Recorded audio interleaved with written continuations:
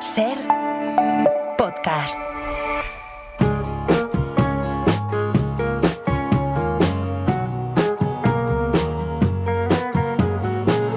Cartagrafías. Viajes por correspondencia. Con Laura Piñero.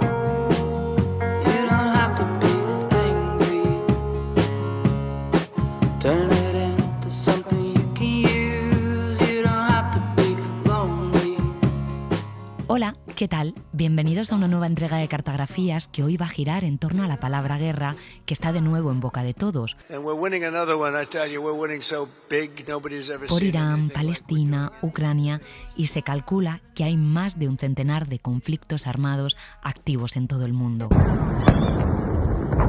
Hoy en Cartagrafías nos asomamos a este concepto a través de cartas de diferentes épocas y lugares. No to war and free Palestine. Escucharemos las terribles consecuencias de la guerra, pero también a quienes en tiempos convulsos demostraron lo mejor de la condición humana. Creadores, científicos, políticos, artistas que remaron a favor de la humanidad. Y recordaremos también grandes historias de amor y de amistad. Comenzamos. I light a candle to our love. In love our problems disappear. But all in all, we soon discover that one and one is all we long to hear. Nuestra primera parada es 1932. Vamos a recordar un intercambio epistolar que resulta profundamente actual. Ese año, la Sociedad de Naciones invitó a Albert Einstein a intercambiar cartas con una figura relevante sobre un tema de interés mundial. Einstein eligió a Freud y le planteó una pregunta directa, casi desesperada: ¿por qué la humanidad se empeña en meterse en conflictos armados? La correspondencia compartida se publicó bajo el título ¿Por qué la guerra? Y está editada por la Sociedad de Naciones. Querido señor Einstein, ¿me es lícito sustituir la palabra poder por otra más cruda y dura? ¿Violencia? Justicia y violencia son hoy para nosotros antitéticas. Los conflictos de intereses entre los hombres son decididos por regla general mediante el empleo de la violencia. Sabemos que este régimen se ha modificado en el curso del progreso y que se encontró un camino para pasar de la violencia a la justicia. Este pasaba a través del hecho de que la mayor fuerza del hombre podía ser contrarrestada por la reunión de varios débiles. Vemos así que el derecho es la fuerza de una comunidad. Una prevención segura de la guerra solo es posible si los hombres se unen para la instauración de un poder central encargado de arbitrar todos los conflictos de intereses. Usted se maravilla de que sea tan fácil entusiasmar a los hombres para la guerra y sospecha que actúa en ellos un impulso hacia el odio y la destrucción. Si la inclinación hacia la guerra es un desahogo del instinto de destrucción, es lógico reunir contra esta al antagonista de este instinto, el impulso erótico. Todo lo que sirve para crear vínculos de sentimiento entre los hombres debe tener eficacia contra la guerra. Mientras tanto, podemos decirnos que todo lo que promueve el progreso de la civilización trabaja también contra la guerra.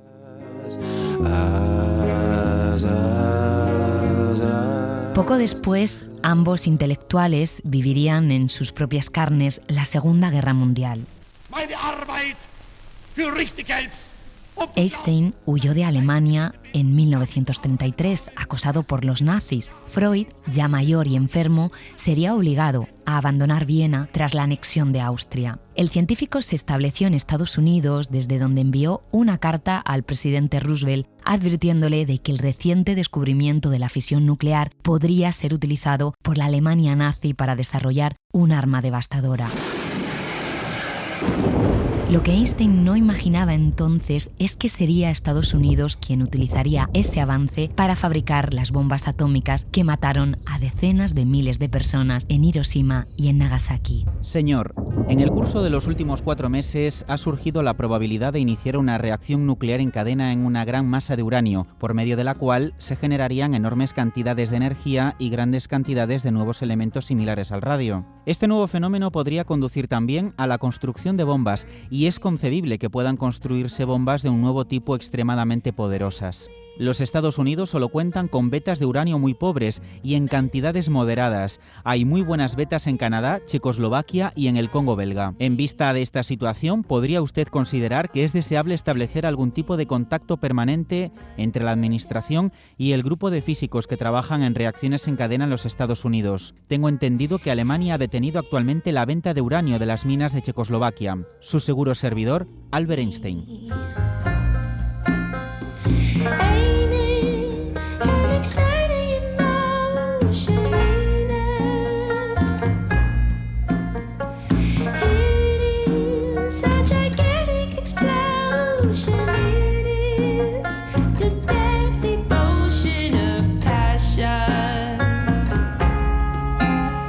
La demostración más clara de que las guerras se parecen, de que repetimos una y otra vez los mismos errores, la vamos a ver a través de cartas de soldados escritas en diferentes periodos históricos a sus familias. Viajaremos primero a la campaña de Rusia de 1812, cuando Napoleón movilizó a miles de jóvenes en Francia y en los territorios conquistados para combatir. Uno de ellos dejó escrita una carta que ha pasado de generación en generación dentro de una misma familia en Bélgica. La otra es del escritor Wilfred Owen de la Primera Guerra Mundial. Ambos perderían la vida. Queridísimos padre, madre, hermanas y hermanos, os hago saber que sigo con buena salud y espero lo mismo de vosotros. Deseo con gran anhelo saber cómo van las cosas por ahí, pues oímos decir muchas cosas, pero no conocemos la verdad. Dicen que tienen problemas con los desertores y que van a hacer la guerra contra los rusos y los merodeadores. Si tenemos que permanecer aquí, estamos todos condenados a morir, los que no tenemos dinero. Desde que estamos aquí han muerto más de 1.400 hombres. He visto con mis propios ojos que cuando llueve, los soldados beben las gotas que caen por el techo debido a la sed. El sol podría salir cada día, pero no quiere. No me hago ilusiones de que volveré a veros, aunque lo anhelo profundamente. Pero ya no desertaré. No nos consideran personas, sino lobos. No recibimos nada para vivir, apenas para sobrevivir. Si debo seguir siendo soldado, casi preferiría estar muerto, pero os echo tanto de menos que no hago caso a estas palabras. Espero que las cosas mejoren. Vuestro servidor. Querida madre, llamaré al lugar desde donde escribo el sótano humeante de la casa del guardabosques. Comimos el chocolate en plena noche fría, agazapados bajo un techo de tablones. El pañuelo y los calcetines me vienen de maravilla, ya que el suelo es pantanoso y estoy un poco resfriado. Tan denso es el humo en este sótano que apenas puedo ver a 30 centímetros de distancia. Y tan intensos son los bombardeos que apenas puedo escribir por los empujoncitos, codazos y sacudidas. A mi izquierda, el comandante de la compañía ronca en un banco. Otros oficiales descansan en camas de alambre tras de mí. A mi derecha, Kellet irradia alegría y satisfacción con sus mejillas rosadas y sus ojos de bebé.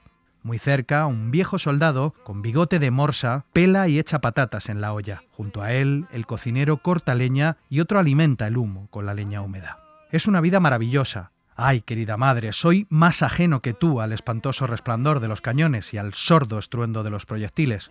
No hay ningún peligro aquí abajo, o si lo hay, habrá pasado antes de que leas estas líneas. Espero que estés tan abrigada como yo, tan serena en tu habitación como yo aquí, y que nunca pienses en mí con la misma resignación con la que pienso yo en ti mientras estoy en la cama. Estoy seguro de que no podrías recibir la visita de un grupo de amigos ni la mitad de buenos de los que me rodean en este lugar. Te quiere, Wilfred. You want me to believe, but I see through your eyes, and I see through your brain, like I see through the water that runs down my drain.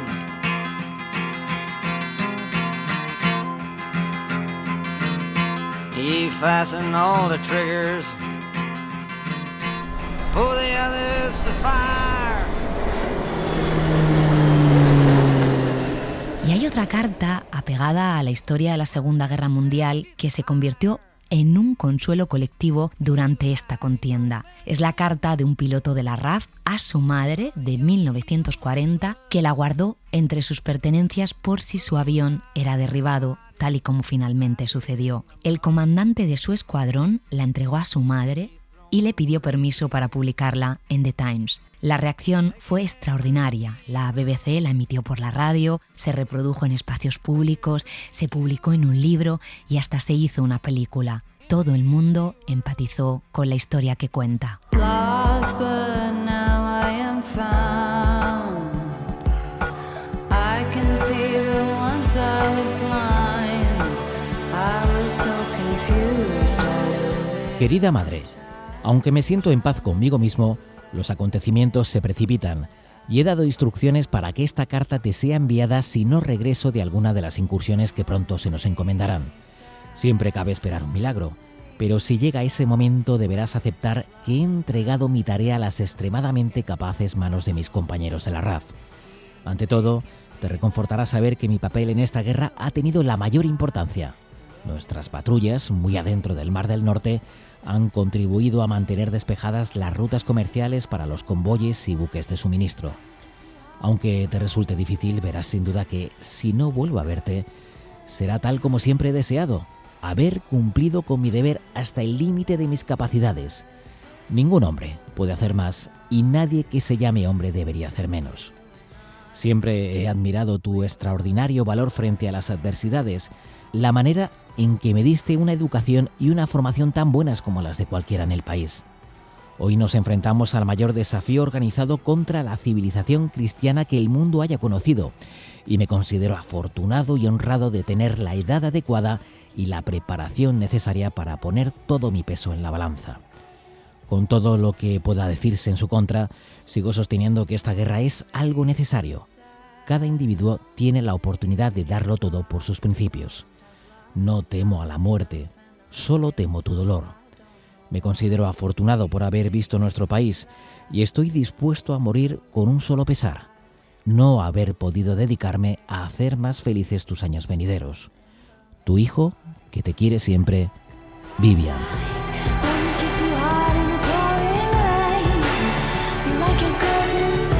Otro caso de correspondencia célebre en el contexto de esta guerra es la de Etty Hillesum, una joven judía que retrató en sus diarios y cartas la deportación nazi de miles de personas a campos de concentración. Su testimonio está en el libro Una vida interrumpida. Su último mensaje lo lanzó desde el tren que la llevaba junto a su familia a un campo de exterminio. Muestra una entereza fuera de lo común.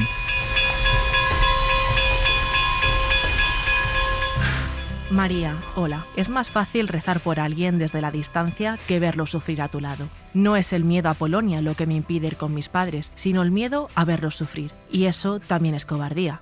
Esto es algo que la gente se niega a admitir. Llega un punto en el que ya no puedes hacer nada, solo puedes ser y aceptar. Y aunque aprendí esto hace mucho tiempo, también sé que uno solo puede aceptar por sí mismo, no por los demás. Y eso es lo que me resulta tan desesperadamente difícil de aquí. Nunca he sido capaz de hacer nada. Solo puedo dejar que las cosas sigan su curso y, si es necesario, sufrir. Ahí reside mi fuerza, y es una gran fuerza sin duda, pero para mí, no para los demás. Por fuera, mi padre parece muy tranquilo, pero está realmente al límite de su paciencia, aunque intenta no demostrarlo. Mis oraciones tampoco están dando resultado, lo sé. Se puede rezar a Dios para que dé a la gente fuerza para soportar lo que venga, pero sigo repitiendo la misma oración. Señor, que sea lo más breve posible. This land is mine. So find your home and settle in. Oh, I'm ready to let you in. Just as long as we know this land is mine.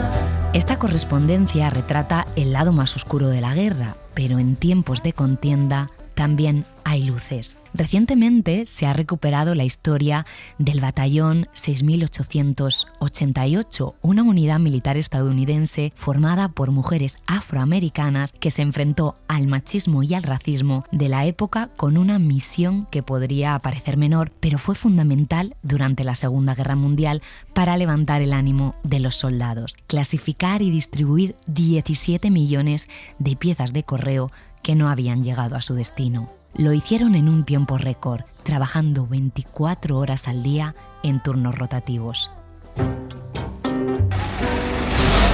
Todas las mañanas llegaban los camiones cargados de paquetes de correo y paquetes que habían estado apilados en los almacenes, y los volcaban todos en una gran sala. Nos habían proporcionado archivos con los nombres de los hombres que se habían alistado en el ejército. Muchos de los envíos eran de la batalla de las Ardenas, y la mayoría de los soldados estaban muertos. Así que teníamos que revisar el correo e intentar encontrar las direcciones correctas, apilarlo y enviarlo de vuelta. Algunas de las esposas y novias escribían todos los días. Teníamos que devolver la carta y poner fallecido. Eso fue muy triste. Pero ¿saben qué era lo más emocionante de todo esto? En los archivos del ejército había parte de la historia de estos hombres. Se podía ver la última vez que estos hombres habían recibido correo. Sabíamos que no habían recibido noticias de su familia o amigos desde la última fecha que se mencionaba en su tarjeta. Y uno estaba decidido a intentar encontrarlo. Sentía una conexión. Así que trabajamos allí hasta que conseguimos vaciar todo el almacén.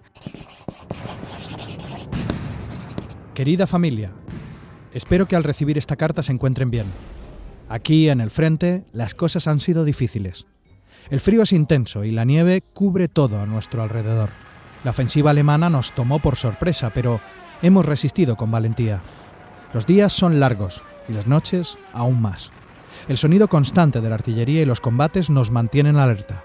A pesar de las adversidades, el espíritu de camaradería entre los compañeros nos da fuerzas para seguir adelante. Pienso en casa constantemente y en el día en que podamos reunirnos de nuevo. Mantengo la esperanza de que este conflicto termine pronto y podamos regresar a nuestras vidas normales. Con cariño, Theo.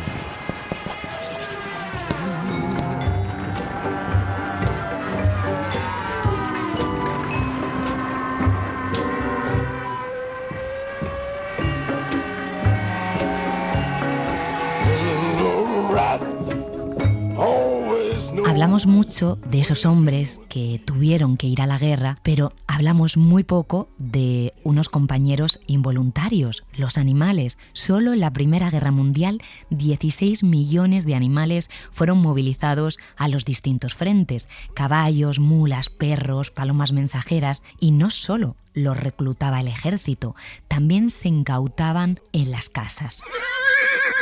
Esto lo sabemos, entre otras fuentes, gracias a una carta conmovedora firmada por 3 niños que escribieron angustiados al secretario de Estado para la Guerra británico para pedirle que no se llevaran a su pony. El político empatizó con ellos y el pony se quedó en casa. Otras familias no tuvieron tanta suerte y se llevaron a sus animales. Querido Lord Kitchener, les escribimos por nuestra pony. Tememos mucho que la roben para su ejército. Papá dice que será madre a finales del año que viene y tiene 17 años. Nos rompería el corazón dejarla ir. 3 miembros de nuestra familia luchan ahora por ustedes en la Marina. Mamá y todos harían lo que fuera por ustedes, pero por favor, permítannos conservar a Betty y avisen oficialmente antes de que llegue alguien a por ella. Vuestros pequeños británicos con problemas, Paul y Freda. The things you wanted, I bought them for you.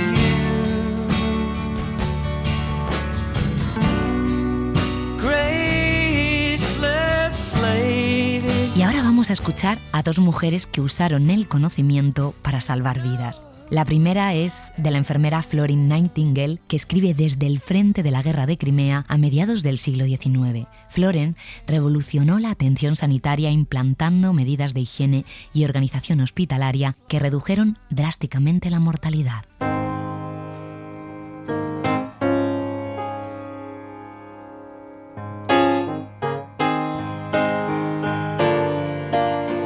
When you're down and troubled and you need some love and care.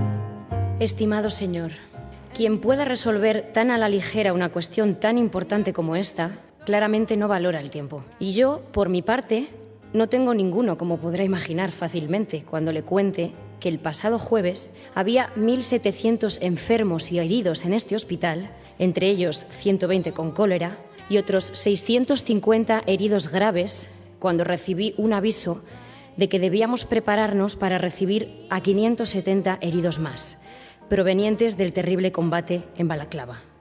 Oh, señores de Inglaterra cómodamente sentados en sus casas. No tienen idea, por mucho que lean en los periódicos, del horror y la miseria que supone operar en un hospital militar, entre hombres moribundos y agotados. Un hospital de Londres es un jardín en flor comparado con esto. Entre los casos de disentería, muere 1 de cada 2. Después llega el día de las operaciones.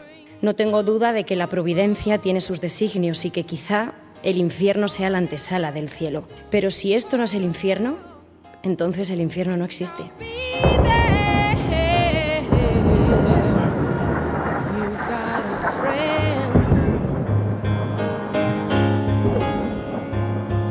La segunda carta la firma Marie Curie. Cuando estalló la Primera Guerra Mundial, Curie no se quedó en su laboratorio. Diseñó pequeñas unidades móviles de rayos X instaladas en camiones que llevó directamente al frente para diagnosticar las heridas de los soldados. Y lo hizo acompañada de su hija Irene, que entonces tenía 17 años y que con el tiempo se convertiría también en Premio Nobel de Química. Así relata los primeros momentos de la contienda. Querida Irene, querida Eve, las cosas se están poniendo feas y estamos pendientes de que movilicen en cualquier momento. No sé si podré irme porque no voy a estar lista antes del lunes y podrían cortar las comunicaciones. No perdáis la calma, estad tranquilas y sed valientes. Si la guerra no estalla enseguida, me reuniré con vosotras el lunes. Si no, si me resulta imposible viajar, me quedaré aquí y os traeré de vuelta en cuanto sea posible. Es decir, cuando haya terminado la movilización y los trenes puedan llevar civiles. En ese caso, iréis a Brunoy. Irene, tú y yo procuraremos ser de alguna utilidad. Si de todas formas nuestros amigos que están con vosotras, los Perrin y los Vogel, opinan que es mejor volver a casa, venid con ellos, porque si os quedáis solas allí, os resultará difícil mantener la calma necesaria.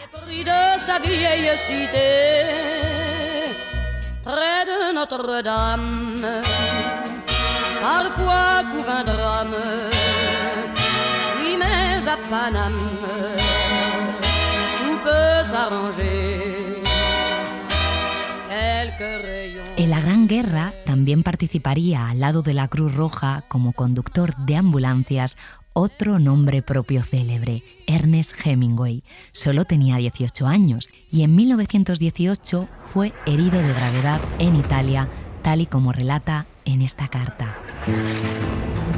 Querida familia, supongo que Brami ya os habrá contado cómo acabé herido, así que no hay mucho más que pueda añadir. Espero que el telegrama no os haya preocupado demasiado, pero el capitán pensó que lo mejor era que lo supierais por mí antes que por los periódicos. Este hospital es magnífico y aquí hay unas 18 enfermeras estadounidenses para atender a solo 4 pacientes. Además, uno de los mejores cirujanos de Milán está ocupándose de mis heridas. Todavía quedan dentro un par de fragmentos, una bala en la rodilla que apareció en la radiografía. Todas las demás balas y fragmentos de metralla ya han sido retirados y todas las heridas de mi pierna izquierda están cicatrizando muy bien. Para cuando recibáis esta carta, el cirujano ya habrá realizado la operación y todo estará curado, y espero poder volver a conducir en las montañas hacia finales de agosto. He reunido una buena cantidad de recuerdos. Estuve presente durante toda la gran batalla y tengo medallas alemanas y austriacas, pistolas automáticas de oficiales, cascos alemanes, alrededor de una docena de bayonetas, pistolas de bengalas, cuchillos y casi todo lo que puedas imaginar. Había tantos austriacos muertos y prisioneros que el suelo estaba casi negro por sus cuerpos. Fue una gran victoria y demostró al mundo qué magníficos combatientes son los italianos. Os contaré todo con detalle cuando vuelva a casa por Navidad. Hemingway. 66. And the blood gave life to the branches of the tree, and the blood was the price that set the captives free, and the numbers that came through the fire and the flood clung to the tree and were redeemed by the blood. Desde este hospital donde Hemingway se recuperaba de sus heridas, se enamoró de la enfermera que le cuidaba, Agnes, la historia que luego inspiraría su libro Adiós a las armas. La correspondencia también nos habla de grandes historias de amor, como estábamos comentando, o de solidaridad vivida en tiempos de guerra. Los nombres son Víctor e Ilsa Laszlo. ¿Pero por qué mi nombre, Rick? Porque te vas en ese avión. Pero es que tú no vas a venir. Yo me quedo aquí hasta ver que el avión ha despegado. No, Rick, no. Anoche dijiste... Anoche dijimos muchas cosas. Dijiste que yo tenía que pensar por los dos y es lo que he hecho. Y sé que tienes que subir a ese avión con Víctor, que es a quien perteneces. Pero, Rick, escucha... Escúchame tú. Si ese avión despega y no estás con él, lo lamentarás. Tal vez no ahora, tal vez ni hoy ni mañana, pero más tarde, toda la vida. Nuestro amor no importa. Siempre tendremos París. No lo teníamos, lo habíamos perdido hasta que viniste a Casablanca. Pero lo recuperamos anoche. Los investigadores Pablo Larraz y María Pilar Sáez han documentado en el libro Las últimas cartas del Requeté la historia de un matrimonio durante la Guerra Civil. Las de la mujer Josefina ilustran muy bien cómo vivían las familias en casa la incertidumbre de la contienda. Queridísimo e inolvidable Mateico, no sé cómo expresar la alegría que nos has dado con tu carta, pues se me ha hecho larguísimo el tiempo que has estado sin escribir. Todo te lo perdono en atención a las circunstancias y porque comprendo que no has podido escribir antes. Más te vale que si no entre la mar y yo te íbamos a poner verde. No te puedes figurar las angustias que he pasado con esa incertidumbre. Mateo queridico, si parece que hace un par de años que faltas y solo hace 15 días. Cuenta también muchas peripecias. Dices que nos recuerdas mucho y yo, ¿qué te diré, esposico del alma? Sobre todo viendo a este Manolín tan reprecioso, que está mucho más que cuando lo dejaste, porque está tan alegre y majísimo que encanta. No hay momento que mirándolo no me acuerde de su pobre papá. Si le vieras qué mono está con su boinica roja. Tengo gran confianza en que habéis de venir sanos y buenos, como también, como sabes, que no cae un cabello de la cabeza ni una hoja del árbol sin la voluntad de Dios. Y aunque os silben las balas por todos lados, Él no ha decretado tu muerte ahora. Nada temas. Sé valiente. Ya sé que lo serás y yo me siento orgullosa de ti. No te niego que me destroza el corazón solo de pensar que podamos separarnos tan pronto, estando aún nuestro feliz hogar en flor, como quien dice. Adiós, amadísimo esposo. De la luz que lleva dentro y al apretarla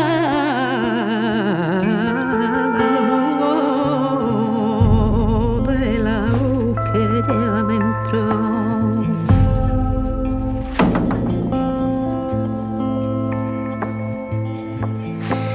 Saldré gota a gota, saldré palabra a palabra, y aunque se seque mi boca. En la prensa cubana de la época encontramos una carta muy curiosa de un novelista y activista haitiano, Jacques Roumain, dirigida a la Cruz Roja, en la que pedía ayuda internacional para la República Española. Un testimonio de la solidaridad internacional que despertó aquella guerra. Lamentablemente, el gobierno haitiano sería luego uno de los primeros países de América en reconocer diplomáticamente al régimen de Franco. Señor director, quien se dirige a ustedes no actúa ni como político ni como militante. Aunque nuestro país está lejos del escenario de la guerra, la radio y la prensa se hacen eco de los trágicos acontecimientos que desangran a esa admirable nación. Más allá del aterrador peligro de los ataques aéreos, en el umbral de un crudo invierno, millones de seres caen víctimas del hambre. La falta de alimentos causa tantos estragos como las bombas. Es imperativo que utilicemos nuestros humildes recursos para aliviar parte de este sufrimiento, para salvar a niños inocentes de una muerte terrible. Sé que el pueblo haitiano es pobre, también sé que es noble y generoso.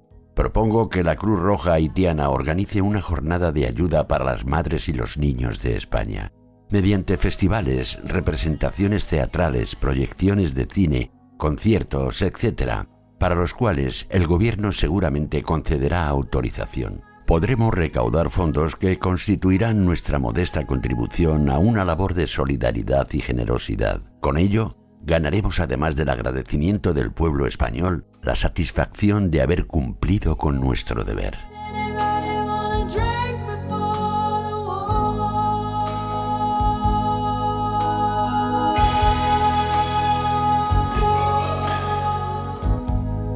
Seguimos en la Guerra Civil con Miguel Hernández, el pastor poeta de Orihuela que se convirtió en soldado y reportero. Alianza Editorial acaba de publicar El hombre acecha al hombre con sus textos escritos desde el frente. Esta carta es de 1937. Compañero Valentín, no he podido estrechar tu mano antes de salir para Andalucía, y lo siento, porque ella hubiera agregado, con su energía de hierro, fortaleza a la que llevo puesta sobre los pies y el alma.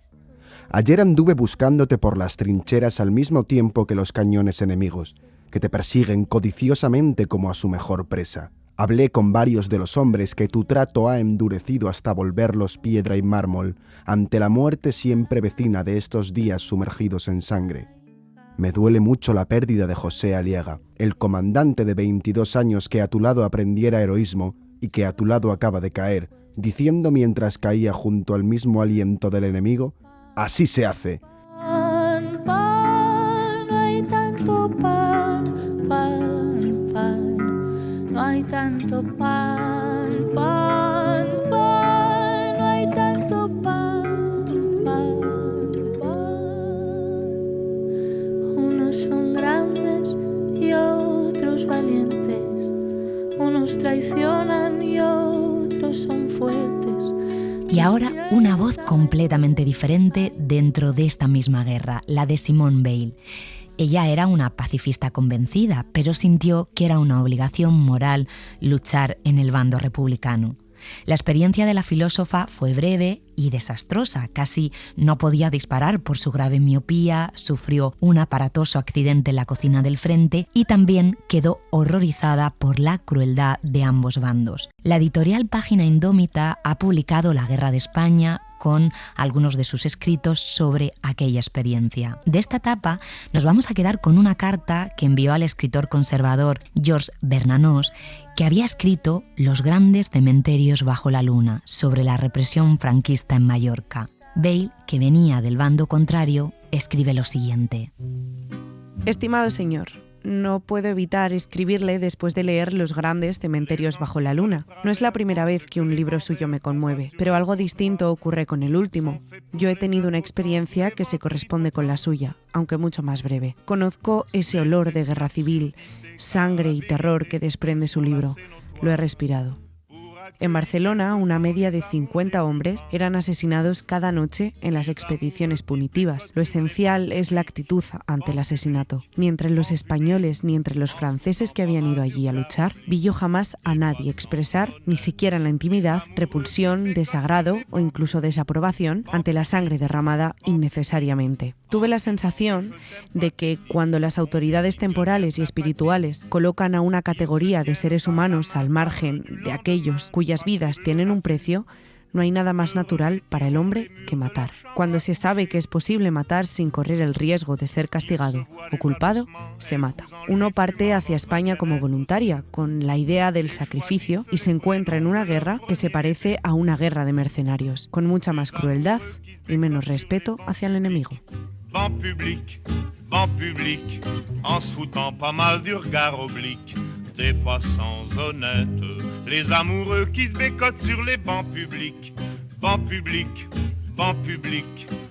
El trabajo de los corresponsales en tiempos de guerra es fundamental para comprender la realidad de los conflictos más allá de la propaganda y los discursos oficiales. La guerra civil fue especialmente significativa porque atrajo por primera vez a un gran número de corresponsales extranjeros. El texto que vamos a escuchar a continuación es del escritor John Dos Passos, uno de los muchos corresponsales extranjeros que se alojaron en el desaparecido Hotel Florida de Madrid, situado en primera línea de fuego en la Gran Vía de Madrid. El escritor describe una noche tras el impacto de un obús en una de las habitaciones. Es muy temprano para levantarse.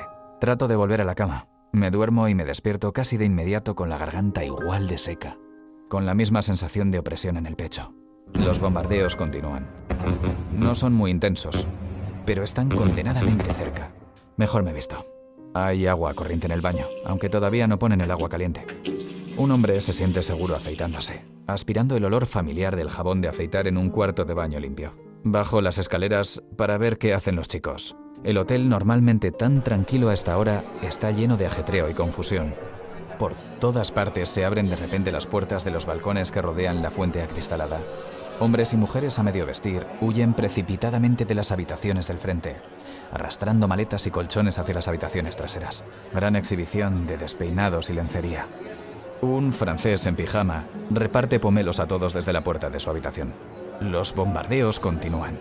Nadie parece saber cómo llegar a donde está el café, hasta que una señora novelista de Iowa, y que va completamente vestida, se encarga de él y lo distribuye a los demás, sirviéndolo en vasos, junto con tostadas quemadas y porciones del pomelo del francés.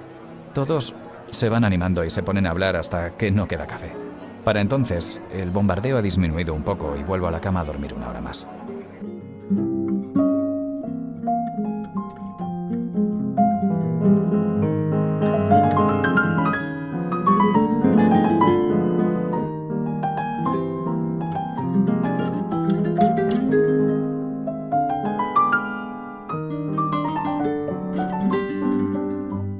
La Guerra Civil también marcó un momento clave por la presencia de corresponsales mujeres. Periodistas como Martha Gellhorn o Gerda Taro rompieron barreras de género. Sus crónicas y fotografías aportaron una visión más cercana del sufrimiento humano. Al principio, los obuses pasaban por encima. Podías oír el ruido que hacían al salir de los cañones de los fascistas, una especie de tos rota, y luego oírlos aletear hacia ti.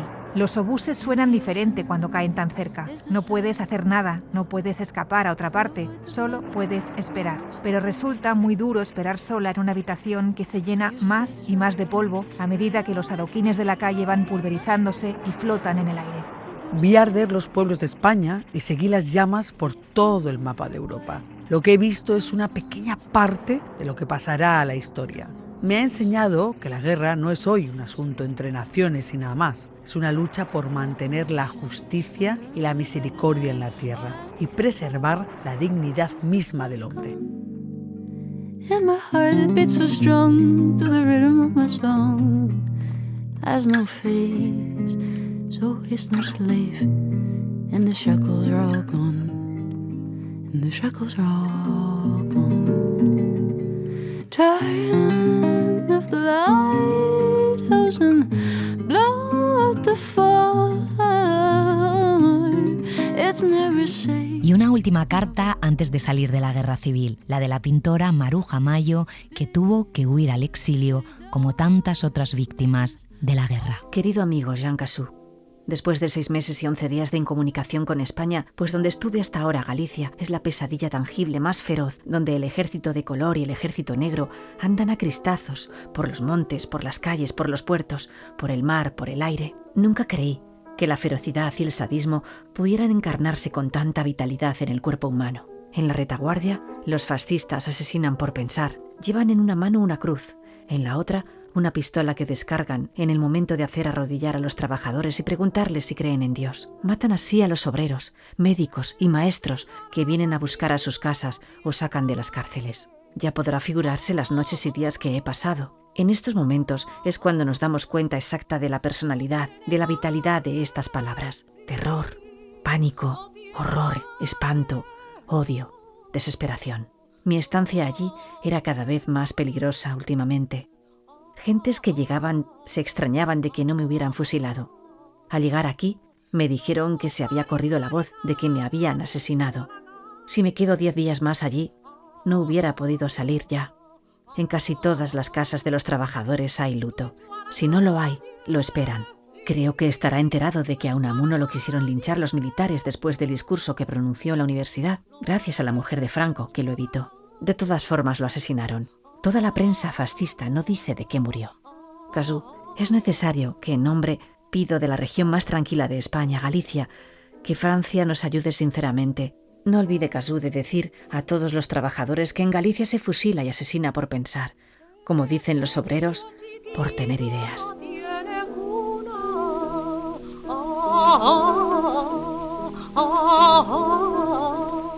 No tiene cuna, sí, no tiene cuna, no, no tiene cuna.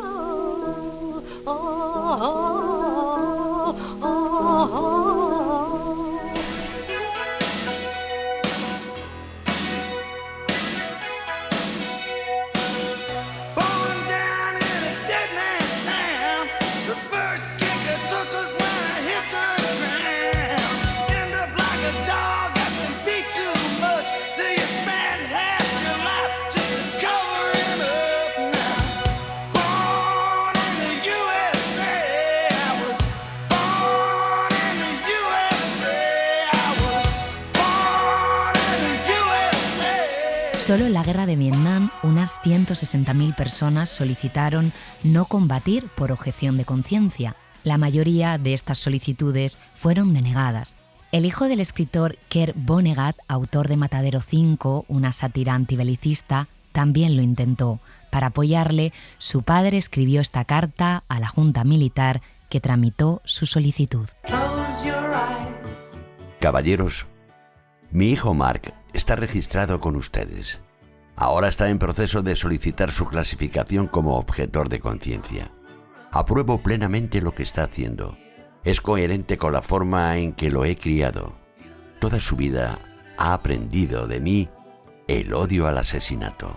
Fui voluntario de la Segunda Guerra Mundial. Fui explorador de infantería. Vi mucha acción. Finalmente fui capturado y serví como prisionero de guerra durante unos 6 meses en Alemania.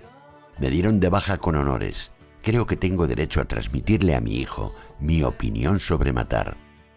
No hay ni una pizca de cobardía en esto. Mark es un joven fuerte y valiente. Lo que está haciendo requiere más agallas que las que yo tuve jamás y más decencia. Mi familia lleva ya 5 generaciones en este país. Mis antepasados vinieron aquí para escapar de la locura militarista y la tiranía de Europa. Mark se enorgullece de ser estadounidense y, en opinión de su padre, ahora es un ciudadano de primera. No odiará, no matará. No hay esperanza en eso. No hay esperanza en la guerra. Atentamente.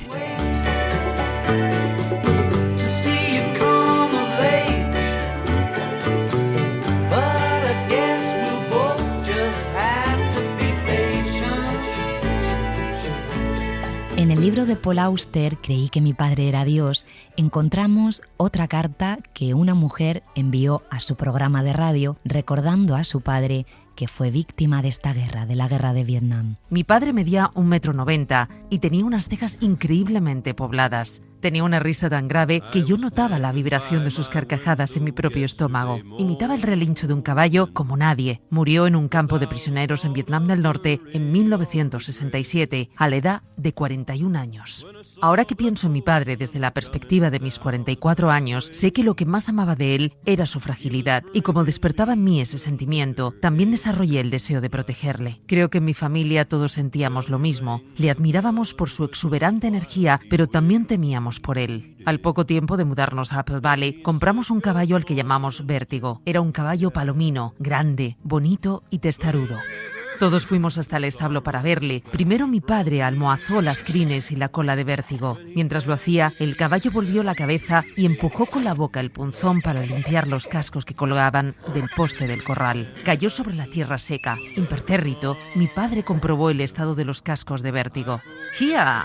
¡Gia! ¡Gia!, relinchó mi padre con suavidad mientras estiraba el brazo para coger la brida. Volvió a atar el caballo al poste y se puso manos a la obra, colocándole la brida, ensillándolo y ajustando las hebillas y las cinchas. Vértigo resoplaba y se sacudía, cabeceó de un lado a otro y golpeó con sus crines la cara de mi padre. Por fin estaba todo listo. Hacía un día seco y caluroso. Serían las 3 de la tarde. Recuerdo la imagen de los dos alejándose. Mi padre, con el torso desnudo, pantalones vaqueros y zapatillas de tenis. El caballo avanzando lenta y pesadamente, con la cabeza gacha, mordisqueando de vez en cuando alguna brizna de hierba y resoplando a las hormigas.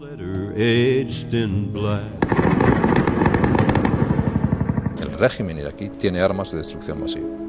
¿Eso usted está seguro? Puede estar usted seguro, y pueden estar seguros todas las personas que nos ven, que les estoy diciendo la verdad.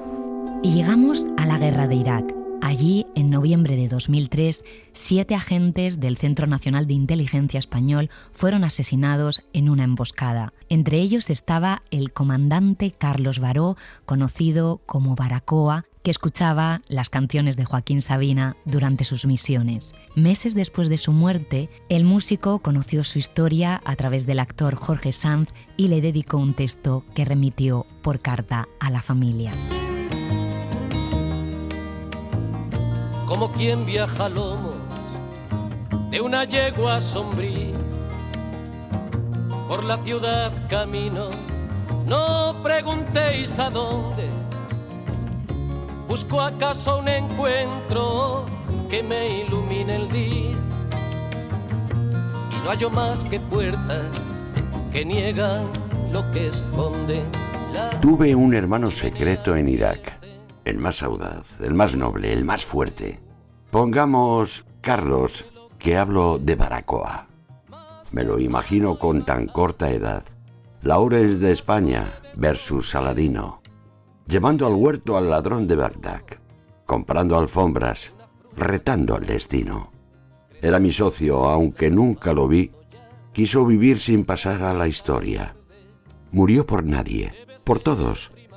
Por mí, harto consuelo, dejó su memoria. Sobre las guerras del Golfo canté, con el ardor de la sangre encrespada, con la coartada de la poca fe, contra el horror de una muerte anunciada. Desde el diario de un gran corazón al corazón de un cantautor cobarde. Calle Melancolía, quiero mudarme hace años al barrio de la alegría, pero siempre que lo intento ha salido ya el tranvía. En la escalera me siento a silbar mi melodía. Esa misma guerra de Irak es el escenario de la novela epistolar Una forma de vida de la escritora belga Amélie Nothomb. La historia se ha llevado recientemente al Teatro de la Abadía de Madrid y en breve va a girar por toda España. La novela es una sucesión de cartas entre la escritora y un lector sorprendente, un soldado estadounidense destinado en Irak. A través de esta correspondencia, la escritora aborda temas muy reales: la manipulación informativa, el estrés psicológico de los soldados y, en particular, un fenómeno que se disparó en aquellos años: la obesidad como consecuencia del estado psicológico de los soldados en el frente. El soldado de su libro convierte el sobrepeso en un acto de sabotaje contra su propio ejército. En esos años, es real que la obesidad se convirtió en la principal causa de descalificación entre los aspirantes al ejército de Estados Unidos. Mi nombre es Melvin Mappel, pero puede llamarme Mel. Llevo más de 6 años destinado en Bagdad, desde el principio de esta puta guerra. Le escribo porque estoy sufriendo como un perro. Necesito un poco de comprensión y sé que usted me comprenderá. Querido Melvin, su carta me conmueve. No dude que usted existe para mí. No sé si conmigo todo es posible. No consigo entender qué puede significar. Sí sé que para mí usted existe. Tengo 39 años. Entré tarde en el ejército porque ya no tenía perspectivas de futuro. Me moría de hambre. Antes de cumplir los 30 tenía ideales, sueños e intenté hacerlos realidad. Me di el alcohol para convertirme en el nuevo Bukowski y esta vez toqué fondo. Acabé viviendo en la calle. Me alisté en 1999. Les dije a mis padres que no existía ningún riesgo, que la última guerra era demasiado reciente. La vida militar solo tenía ventajas. Con mi salario he comprado libros. Por casualidad leí el primero de los suyos y me enganchó. Luego me hice con todas sus novelas. Resulta difícil de explicar, pero sus libros me hablan. Mi salud se deteriora. Necesito contárselo. Sufro un mal cada vez más corriente entre las tropas norteamericanas destinadas en Irak. Soy obeso. He engordado muy deprisa. Sobre el terreno en Irak viví los primeros combates de verdad, con disparos de mortero, carros de combate, cuerpos que explotan a tu lado y hombres que tú mismo matas. Hay gente a la que se le va el apetito, pero a la mayoría entre los que me encuentro les sucede lo contrario. Los que regresamos solo somos vacío.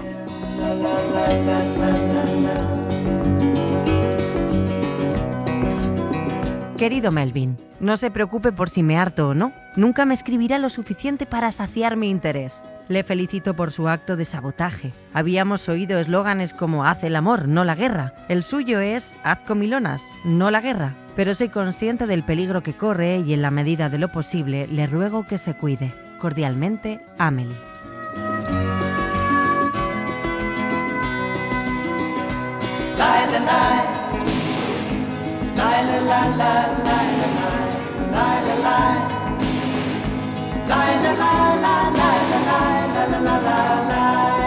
Y cerramos esta parte con un texto del autor del Principito, que también fue piloto durante la Segunda Guerra Mundial. Desapareció cuando sobrevolaba con su avión el Mediterráneo para recopilar información sobre las posiciones alemanas en el sur de Francia. En sus escritos indagó en las motivaciones de los hombres que aceptan la guerra. En aquellos días Saint-Exupéry vivió grandes experiencias, como aquella noche en la que descubrió, sorprendido, que las voces enemigas se llamaban y se respondían en la línea del frente, que lo que movía a aquellos hombres a dejarse la vida en una guerra no era muy distinto a lo que había movido a sus compañeros a dejarse la vida por transportar el correo, y que trascendía por tanto a las ideologías y tenía que ver con la búsqueda de un sentido a su vida. Una nueva imagen borra la anterior. Madrid, con sus chimeneas, sus torretas, sus ventanillas.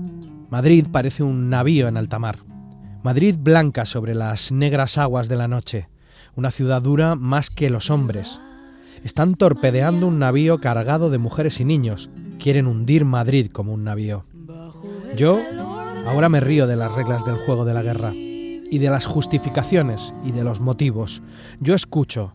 He aprendido a distinguirla de las otras, esa tos sorda de las baterías que escupen sobre Madrid. He aprendido a leer el camino de ese gorgoteo en las estrellas. Pasa cerca de la constelación de Sagitario. He aprendido a contar lentamente 5 segundos. Entonces, escucho.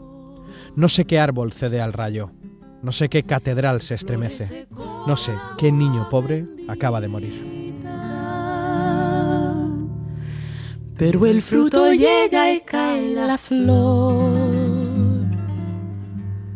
y al final el fruto se marchita.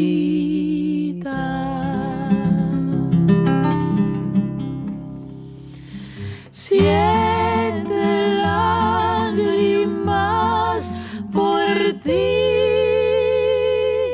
bajo este sol tibio.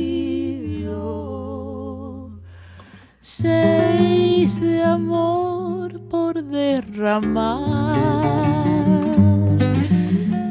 y una de alivio. Pues hasta aquí este viaje de cartografías. Muchas gracias a las voces que han puesto voz a las cartas. Estamos, como siempre, en cartografías@cadenaser.com y en la dirección postal de la radio. Todos nuestros especiales están en cadenaser.com y en Ser Podcast. Postdata, escriban cartas. Hasta pronto.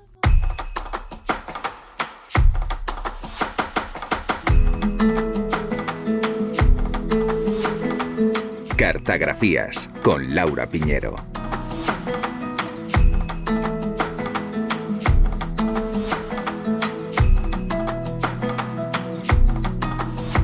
Un refugiado es un refugiado, un niño es un niño y el miedo es el miedo. Destierro es destierro y una hipocresía es una hipocresía. No hay signo, no hay bando, no hay ideología ni misterio.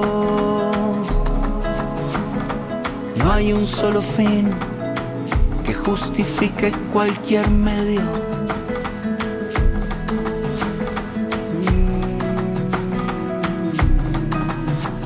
Un daño es un daño del verbo dañar.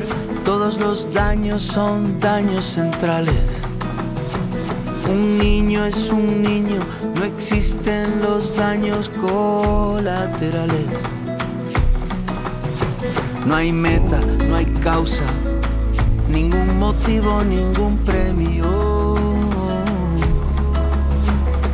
No hay un solo fin que justifique cualquier medio.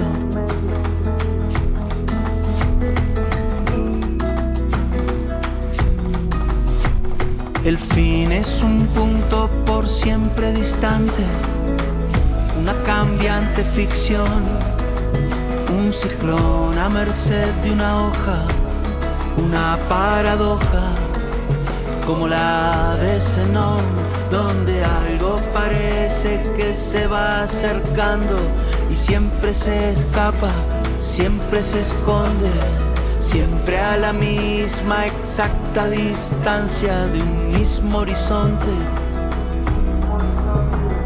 El dedo que aprieta el gatillo debería saber esto. No hay tuyos, ni suyos, ni míos. Si son niños, son nuestros. Todos los niños son nuestros. Ni patria, ni credo hay. ni diferencias de criterio. No hay un solo fin que justifique cualquier medio. Oh, no hay un solo fin que justifique cualquier medio. No hay un solo fin que justifique cualquier medio. No hay un solo fin que justifique cualquier medio. Para no perderte ningún episodio, síguenos en la aplicación o la web de la SER, Podium Podcast o tu plataforma de audio favorita.